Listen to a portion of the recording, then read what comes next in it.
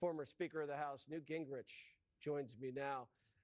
So the Elon-Democrat relationship's quite interesting.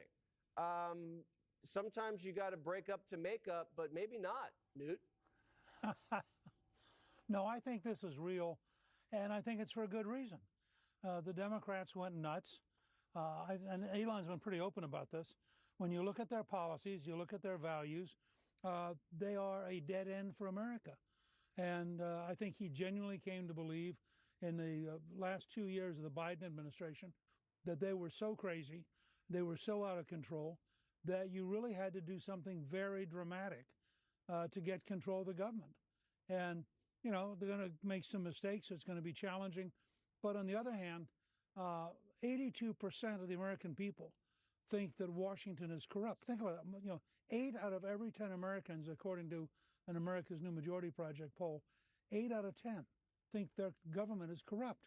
Now, you can't survive as a free society if you have a government which is so despised by your own people. And that's why I think what Schumer announced today, that he's going to not help keep the government open, he's going to stand and fight. You know, he's on the wrong side of history, and the American people know it. The American people want this government to be smaller. The American people want something like Doge. And every time Elon releases another set of really stupid spending, I think people look around and go, wow. You know, they kind of knew it was bad. But even as much as I've studied the government, I didn't know it was this sick and had this many things that are totally indefensible. So Chuck Schumer is going to shut down the government so we keep funding a program to the tune of hundreds of thousands of dollars to keep teen boys from getting pregnant. Well, I think if you're Schumer, these are all your allies. Remember, the people getting all this money tended to be liberal Democrats. It's the teachers' unions, the government employee unions. It's the various left-wing intellectuals in the universities. And all of them were getting money from the taxpayer. They loved it. They thought it was fabulous. We have an education system where the teachers' unions have basically destroyed the capacity. Over half the 8th graders cannot read at grade level.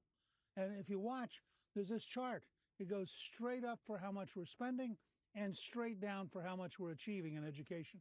And of course, you know, if you're the people who are writing that chart and you've been getting paid every week, it's unfortunate that nobody's learning, but at least I got my paycheck. And now along comes Donald Trump, and he says, you know, maybe we need to shake the system up so kids actually learn. Well, the teachers' union's horrified. I mean, this would end the gravy train. Well, the kids are learning. They're just learning how to transition into the opposite sex. Boys are getting pregnant, and we're spending a lot of money to stop that. That's the dumbest thing I've ever heard, Newt. It is the dumbest thing I have ever heard. And I don't understand why Democrats say, hey, you know what, Elon, you got that one. Let's knock that one off. Why can't they say that? I don't know. Look, I think things like having a major research project on transgender mice would be in the same league. I mean, yeah. Some night, because you're always very funny and you're always very good, some night you ought to find the 10 or 20 truly dumbest things and just run them. I mean, transgender mice, preventing teen boys from getting pregnant. I mean, we're off to a hot start. What about this new line of attack that Democrats are saying that Republicans are for the rich? Is that going to stick? Well, I think Republicans ought to say we're for everybody. They are. I mean, we actually think you ought to have a chance to get a job, not just be on welfare and be dependent. You ought to have a chance to open a small business. You ought to have a chance to have take-home pay. I mean, a lot of these are very bold ideas. You ought to have a chance to go to work. And I think that we want to be the party. And if you watch what Trump's doing in terms of massive investments in the future of this country, we will presently see a boom that is going to be unlike anything we've seen in a very long time, because we're having more and more people deciding this is the place they want to build, this is the place they're going to manufacture, and you're going to see an enormous comeback of American manufacturing, and that means an enormous comeback in jobs for Americans. Well, hopefully the country has the patience for the boom, because the way the media covers these stock market swings, you'd think it was the Great Depression.